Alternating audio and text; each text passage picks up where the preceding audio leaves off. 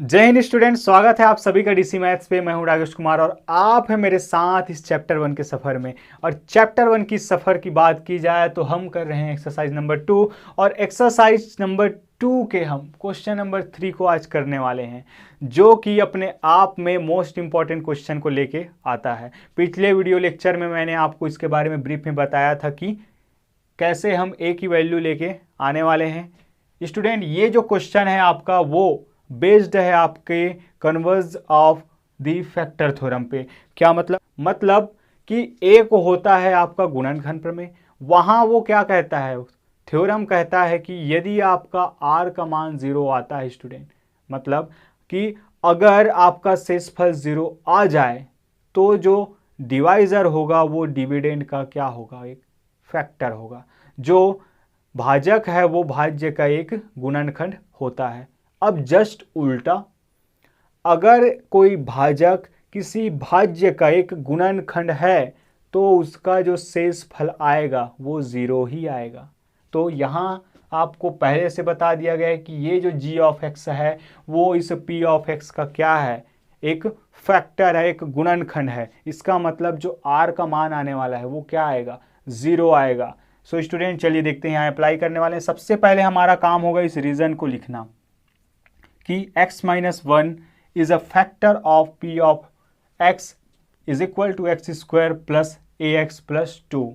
ठीक है, उसके बाद अगर ये कारण तो आंसर भी आएगा उसका, है ना, कि by converse of the factor theorem. हमें इससे पता है कि क्या at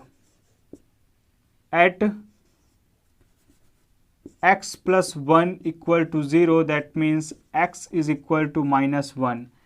x is equal to minus 1 पर जो आपका रिमाइंडर, और रिमाइंडर क्या होता है, रिमाइंडर थ्योरम के अनुसार आपका होता है p ऑफ, इस x की जगह पे क्या रख दूंगा मैं स्टूडेंट, इस x की जगह पे रख दूंगा मैं -1 विल बी 0।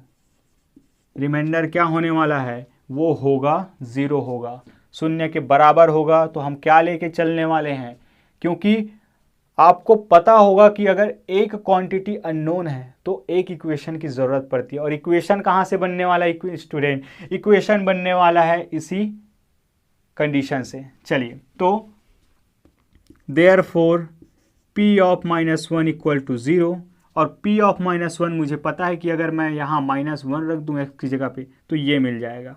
तो -1 की power 2 plus a into -1 plus 2 equal to 0। आइए देखते हैं, -1 की पावर 2 मतलब 1 प्लस और माइनस हो जाएगा आपका माइनस, तो a इंटू 1 मिलने वाला है आपका a माइनस a प्लस 2। चलिए, यहाँ से ये +1 ये +2 दोनों ही पॉजिटिव, तो -a प्लस 3 इक्वल टू 0। यहाँ से आपका -a इज इक्वल टू -3 और a का वैल्यू आ जाएगा आपका 3। सो स्टूडेंट, ये जो है a का वैल्यू यही आपका आंसर है। तो यहाँ आपको आंसर लिखना है, ठीक है, कि value of a is equal to 3, यही आपका आंसर होगा। इस तरह से आपको यहाँ आंसर दिखाना है। चलिए, ये तो हो गई क्वेश्चन नंबर 1। इसी तरह हम क्वेश्चन नंबर 2, क्वेश्चन नंबर 3 और क्वेश्चन नंबर 5, 6 जितने भी क्वेश्चन आपको मिलने वाले हैं सभी करने वाले हैं।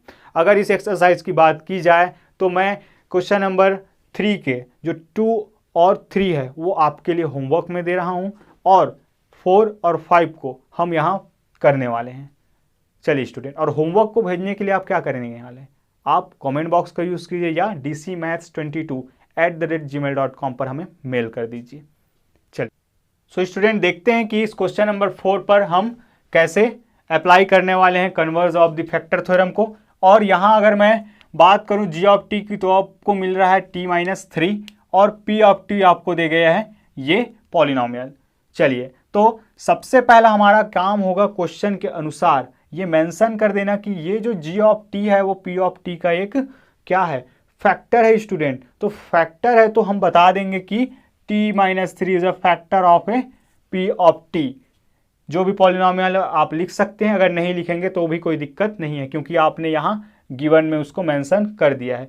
और जैसे ही हमें पता चला कि ये जो डिवाइज़र है वो इस डिविडेंड का क्या है, एक फैक्टर है, ये जो g ऑफ t t-3 है वो इसका एक गुणनखंड है, तो हमें याद आएगा गुणनखंड प्रमेय का विलोम। गुणनखंड प्रमेय का विलोम हमें याद आएगा और वो क्या कहता है कि अगर ये g ऑफ t इस p ऑफ t का एक गुणनखंड है तो आपका जो शेषफल होगा वो जीरो आएगा ही आएगा, जीरो आएगा ही आएगा। और यहीं से हमें बनाना है एक इक्वेशन, और इक्वेशन बनेगा तभी इस अननोन क्वांटिटी a का वैल्यू आएगा। ठीक है, तो at g of t equal to 0 that means कि t-3 इक्वल टू 0 पर, तो t का वैल्यू क्या हो जाएगा 3। तो t के इस वैल्यू पर हम अगर p ऑफ t फाइंड करें तो जो रिमाइंडर आएगा वो 0 होगा। ठीक है, तो 0 होने वाला है, तो remainder p of 3 will be 0, therefore p of 3 is equal to 0, ऐसा लेंगे। और p ऑफ 3 अब कहाँ से निकलने वाला है, वो निकलने वाला है यहाँ से। कैसे निकलेगा कि अगर मैं t का वैल्यू क्या रख दूँ 3 पुट कर दूँ तो मुझे p ऑफ 3 मिल जाएगा। चलिए, तो p of 3 means 3 square plus 2a into 3 minus 2a plus 3 equal to 0। So student 3 का स्क्वायर मीन्स 9 प्लस 2 इंटू 6 हो जाएगा आपका 2 इंटू 3 हो जाएगा 6a minus 4a plus 3 equal to 0। चलिए आगे सॉल्व करते हैं। 9 और ये प्लस 3, 9 और 3 हो जाएगा आपका 12, और 6a में अगर मैं 4a माइनस करूँ, सॉरी ये हो जाएगा आपका 2a। 6a में अगर मैं 2a माइनस करता हूँ तो मुझे मिलने वाला है 4a, तो 4a चूँकि 6a जो है माइनस 2a से बड़ा है तो क्या हो जाएगा, ये प्लस साइन ले लेगा। चलिए 4a इज इक्वल टू आपका ये प्लस 12, इधर जाके क्या हो जाएगा -12। सो स्टूडेंट आपका जो a का वैल्यू आएगा वो आएगा आपका -3। ये 3 4 1 ज़ा 4 3 ज़ा, ठीक है। a का वैल्यू क्या आएगा -3, यहाँ आप मेंशन करेंगे। Therefore value of a is equal to -3, ये रहा आपका आंसर। सो स्टूडेंट चलते हैं इस वाले क्वेश्चन में कैसे करना है। यहाँ भी g ऑफ y प्लस 5 दिया गया है और p of y square minus 2y plus a दिया गया है। अब इस केस पे हमें क्या निकालना है, इस a की वैल्यू। लेकिन a की वैल्यू निकालने के लिए हमें बनाना होगा इक्वेशन, और इक्वेशन के लिए ज़रूरत होगी एक कंडीशन की। एक इक्वेशन एक कंडीशन, और कंडीशन कैसे मिलेगा कि पहले से ये बता दिया स्टूडेंट कि ये जो g ऑफ y है वो p ऑफ y का क्या है, एक फैक्टर है। तो मेंशन करेंगे हम, since g of y is a factor of p of y, therefore according to the converse of the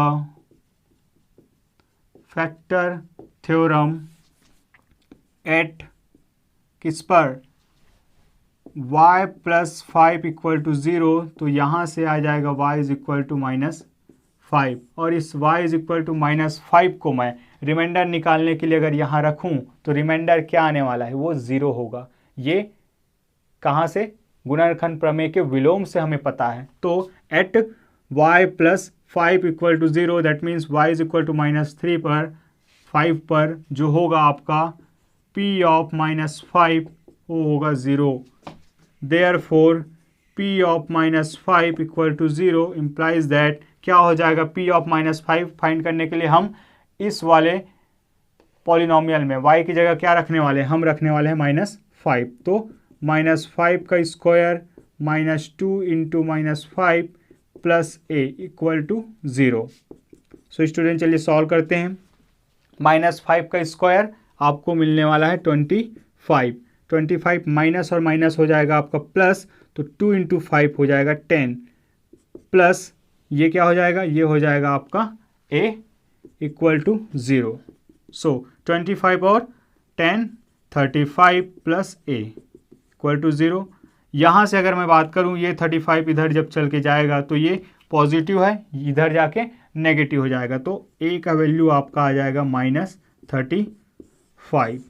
therefore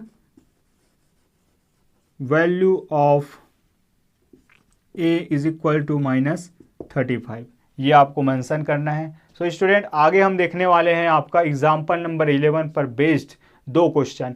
2 में से मैं एक यहाँ लेने वाला हूँ और एक आपके लिए होमवर्क रहेगा, ठीक है, क्योंकि प्रैक्टिस जरूरी है स्टूडेंट। सो चलिए देखते हैं उस वाले क्वेश्चन को कैसे करना है, वो अपने आप में भी एक अच्छा क्वेश्चन है।